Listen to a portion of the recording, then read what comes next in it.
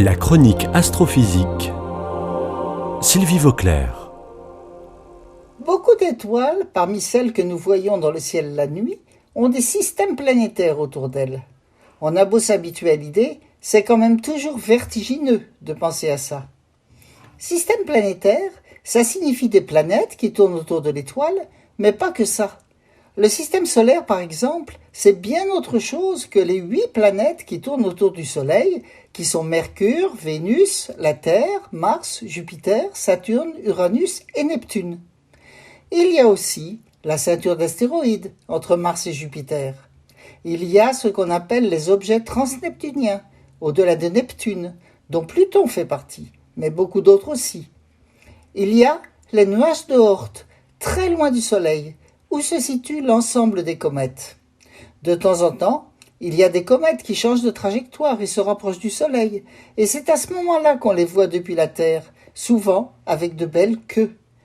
Lorsqu'elles sont chez elles, loin du Soleil, les comètes n'ont pas de queue. Ce sont des rochers plus ou moins poreux. Les queues se développent seulement lorsque les comètes passent près du Soleil. Alors dans les autres systèmes planétaires, autour des étoiles du ciel, il doit y avoir aussi tout ça, des astéroïdes, des comètes.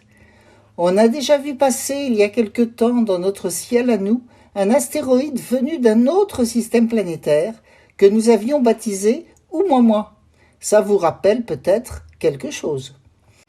Eh bien à présent, des chercheurs français ont découvert pas moins d'une trentaine de comètes dans un jeune système planétaire autour de l'étoile appelée Beta Pictoris. Ce sont en fait des exocomètes, puisqu'elles sont dans un autre système planétaire. Ils les ont découvertes grâce à leurs observations avec un satellite de la NASA appelé TESS pour Transit Exoplanet Survey Satellite. Et non seulement ces chercheurs ont découvert des comètes, mais ils ont pu aussi mesurer leur dimension de quelques kilomètres de diamètre. Ils ont pu montrer que la distribution de taille de ces exocomètes est très semblable à celle des comètes du système solaire. Nous devons vraiment nous habituer à l'idée que notre environnement solaire n'est pas le seul au monde de cette sorte. Encore une leçon d'humilité.